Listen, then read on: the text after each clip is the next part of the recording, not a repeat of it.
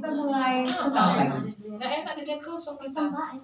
Menteri Lingkungan Hidup dan Kehutanan yang diwakili Wakil Menteri Lingkungan Hidup dan Kehutanan Bapak Dr. Alwedomo, Bapak Dr. HR beserta undangan tidak bisa hadir bersama sekolah bisa kita. online. Iya. Oleh karena mendampingi Ibu Menteri Lingkungan Hidup dan Kehutanan yang saat ini mendampingi Bapak Alwedomo. Silakan.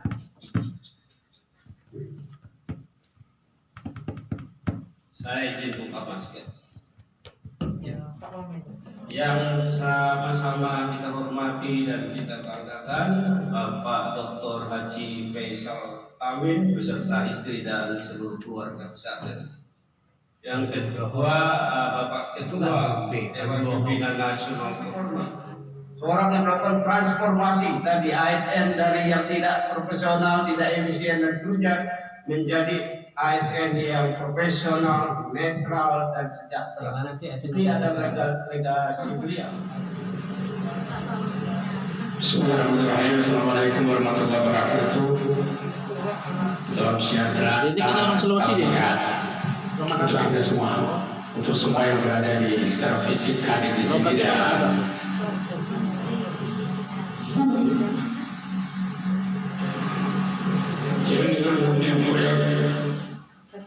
dan Menteri Yang Menteri Pan terakhir ya. Menterinya ini Megawati. Megawati. bahagia. Sudah 12 tahun saya tinggal di secara fisik begini di depan seluruh Itu kabinet sesama pejuang laki untuk negara dan bangsa. Sebelum kita masuk ke poin itu, cerita dulu boleh dong? Terima kasih. Iya, jadinya ya. Panggil Aki, jadi panggil Aki saja. Terima kasih juga pada Bapak Wamen, Pak Faisal Amin, dan ya. Sebetulnya ini wilayah kan gitu hikmah pandemi dikerjakan, baru sekali ini saya mengerjakan itu hanya dalam jangka waktu 3 bulan.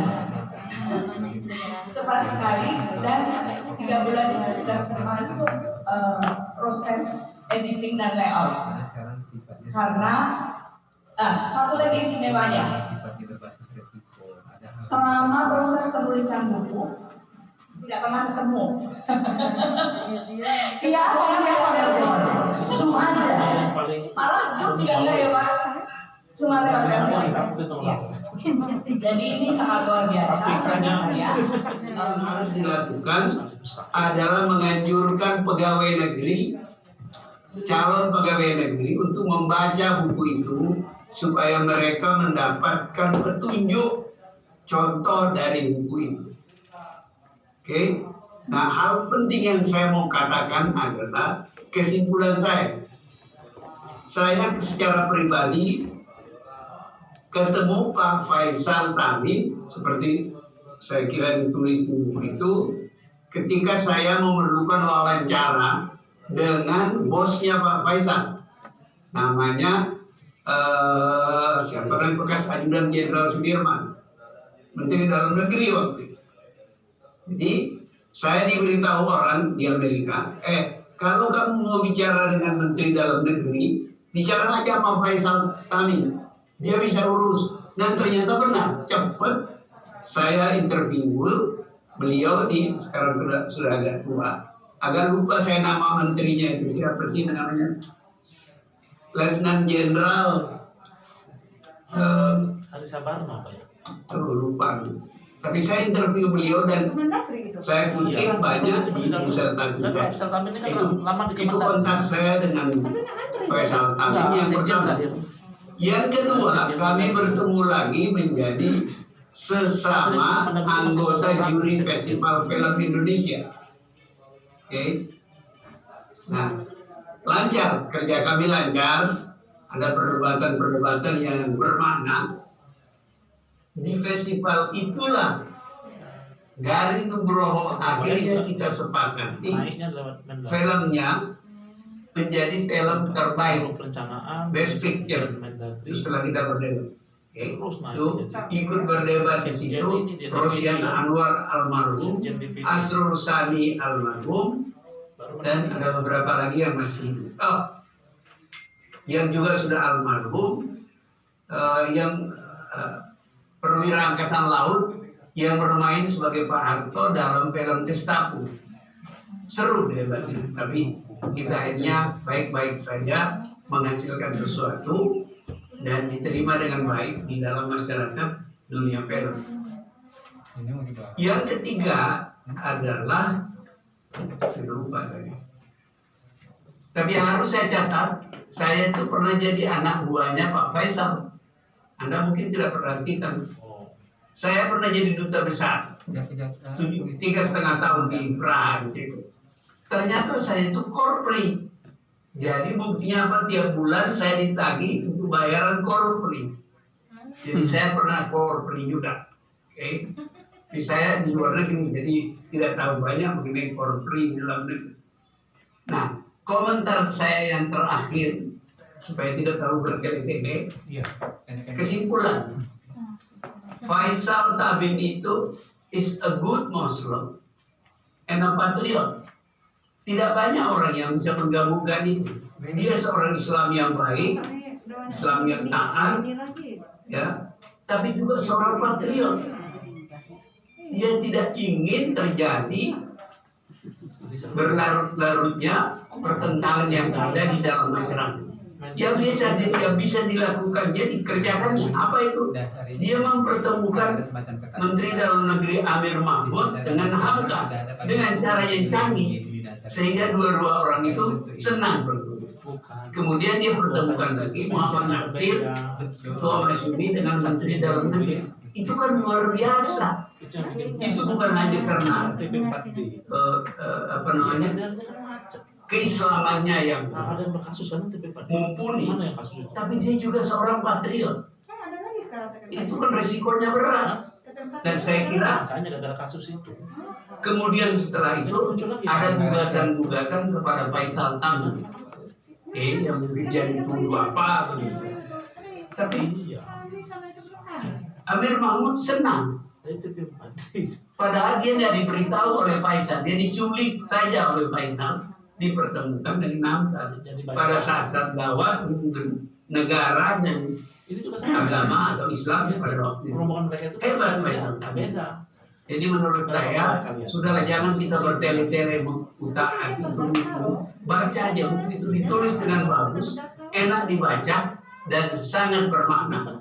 Terutama mudah-mudahan memberi ilham kepada para pegawai negeri dengan sekarang namanya apa? ASN, ya, supaya mereka dapat ilham dari keberanian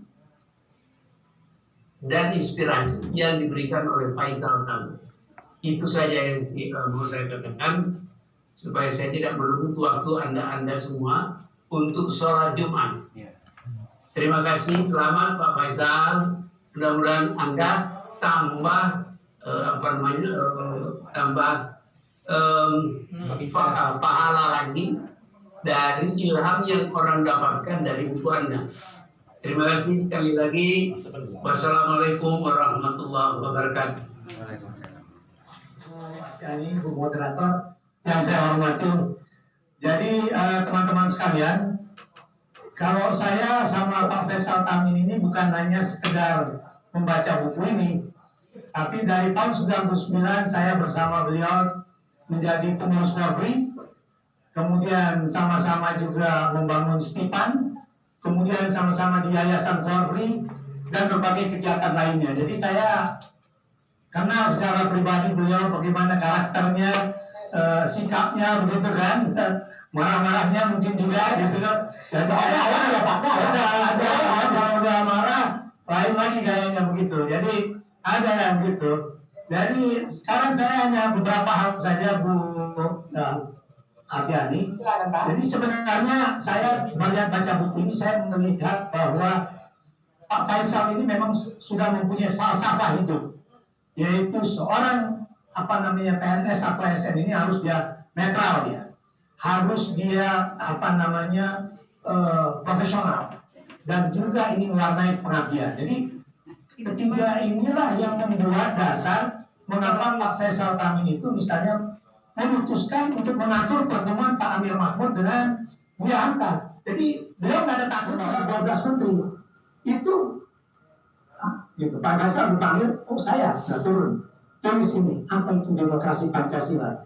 Nah ini lebih berat dari ujian dokter menurut saya. Gitu. Tiba-tiba ada satu sidang dan beliau menuliskan. Dan ketika mau kembali Pak Mudiono bilang, bikin di sini, bikin.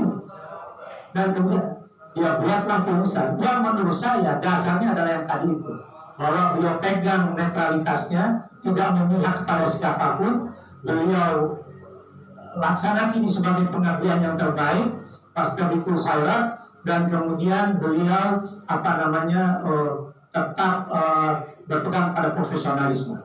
Dia terapkan ini. Jadi saya kira ini yang lain.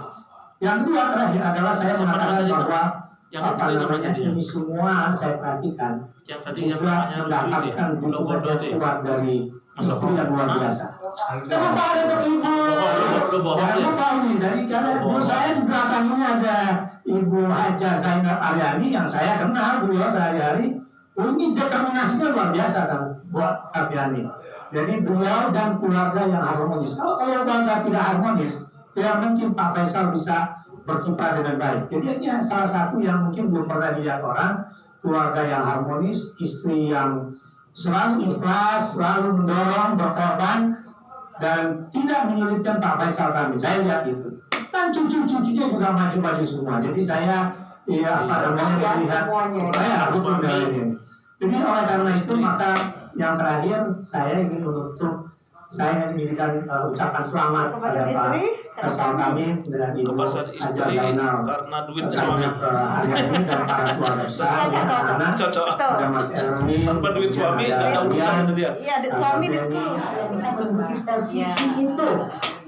Jadi berkah banget di pagi saya ketemu sama orang yang luar biasa semuanya, alhamdulillah. Nah, Dr. Maya, saya minta pendapat Dr. Maya ini. Pak Faisal Tamin bisa kita katakan memperjuangkan dan kalau kita lihat riwayat dari Bapak Dr. Haji Muhammad Ishaq Al-Tamin ini, kalau saya baca bukunya ditambah dengan selama ini saya dampingi beliau, itu